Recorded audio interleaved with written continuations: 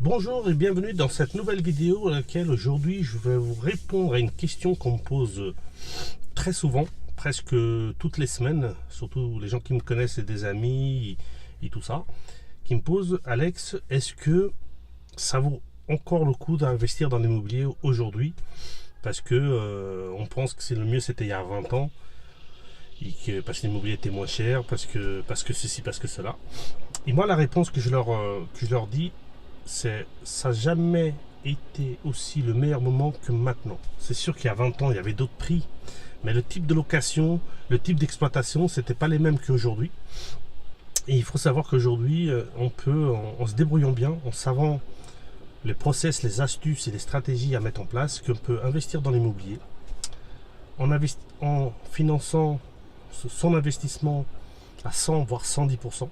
Voilà. C'est-à-dire qu'on met zéro d'apport et à laquelle on peut obtenir 200, 300, 400, 500, 600 euros de cash flow tout de suite et pas dans 20 ans.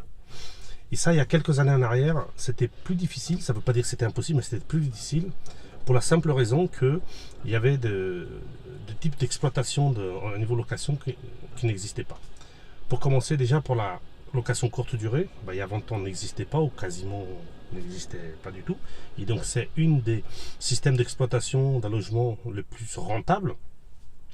Sauf si maintenant c'est en train de se durcir à niveau de pas mal de villes comme Paris, Lyon, Bordeaux et tout ça. Donc il faut, pour être un peu moins emmerdé ou que ça soit plus facile, il faut aller dans des villes moyennes de Provence, surtout celles qui sont moins de 200 000 habitants.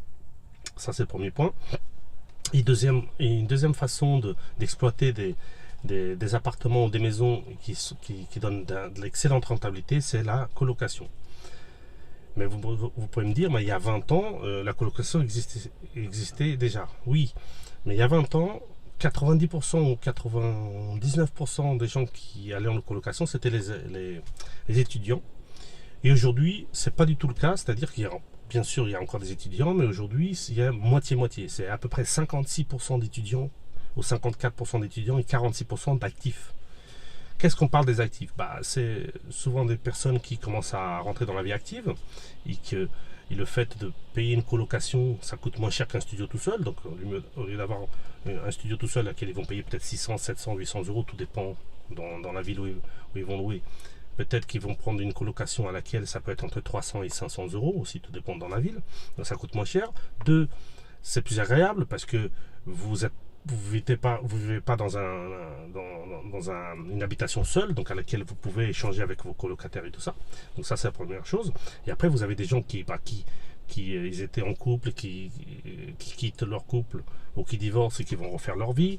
Donc il y a pas mal de profils ils s'intéressent par rapport au rapport économique et par rapport à une relation, parce que il faut savoir aussi, il y a beaucoup de célibataires aussi, parce qu'il y a énormément de célibataires en France, et du coup c'est toujours plus agréable d'habiter avec des collègues ou avec peut-être des futures rencontres, et c'est pour ça que ça se démocratise la colocation. Donc en cherchant dans des villes moins chères que les grandes villes, dans des villes de taille moyenne, en cherchant bien, en appliquant toutes les process, les astuces et les stratégies pour acheter au moins cher possible,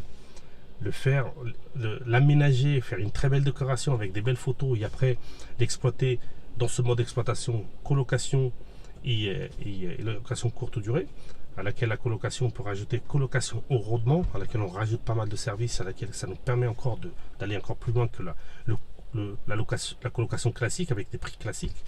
Donc facilement, vous pourrez avoir, comme je dis, entre 300 et 1000 euros de cash flow. Tout dépend la taille des logements, où vous l'achetez, tout ça. Donc, par rapport à cette réponse qu'on me pose très souvent, bien sûr qu'aujourd'hui, c'est toujours rentable et ça n'a presque jamais été aussi rentable qu'aujourd'hui. Et le moyen de communiquer, pour communiquer votre bien, pour que les gens puissent communiquer à niveau de la location, tout ça, tous les réseaux sociaux, les sites internet spécialisés. Voilà, vous pouvez divulguer vos annonces à laquelle en prenant des photos professionnelles, vous pouvez créer l'effet waouh de votre appartement, à laquelle vous allez être au-dessus de la moyenne et à laquelle vous allez pouvoir avoir des excellentes rentabilité. On disait avant qu'on pouvait avoir 5% de rentabilité, c'était très bien. Maintenant, moi je dirais c'est entre 10 et 15%, c'est la moyenne.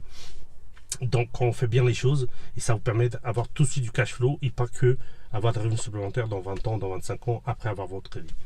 Donc encore une fois, si vous voulez vous créer des revenus supplémentaires, si vous voulez vous créer du cash flow pour que ce revenu supplémentaire vous permette peut-être quitter un jour votre travail plutôt que à l'âge de la retraite, ou parce qu'il ne vous plaît pas, ou parce que vous voulez peut-être vous mettre à votre compte et c'est un moyen de vous avoir une sécurité financière, ou pour aller faire votre passion et peut-être qu'elle n'est pas très rémunératrice, ou surtout au début, bah l'investissement immobilier c'est un des moyens les plus rapides, les plus efficaces et les plus sûrs à niveau de l'investissement.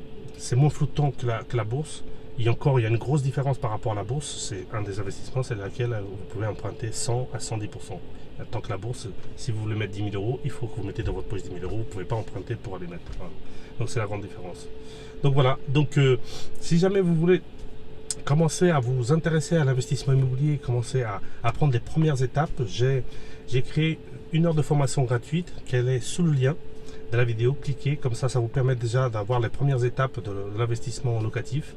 N'oubliez pas de vous abonner à la chaîne parce que il y a des vidéos que c'est que à mes abonnés que j'envoie et du coup ça vous permettra de, même si recevoir les vidéos gratuites, peut-être que ça ne va pas vous faire l'effet tout de suite, mais le fait d'en voir des vidéos, le fait de quand vous parle d'investissement, quand vous parle de cash flow et tout ça, peut-être que tôt ou tard ça vous donnera le déclic d'aller vers l'investissement immobilier, et ce que je vous souhaite de tout cœur. Et après, bah, si jamais vous ne vous sentez pas à l'aise, même en voyant des vidéos, envoyer des formations vidéo et tout ça, bah, il y a toutes sortes de façons. Si vous voulez aller sur mon site, j'ai pas mal de propositions au niveau de suivi, que ce soit formation vidéo ou que ce soit coaching personnalisé, si jamais ça peut vous intéresser. Donc je vous dis à très bientôt et n'oubliez pas, on investit ensemble. Ciao!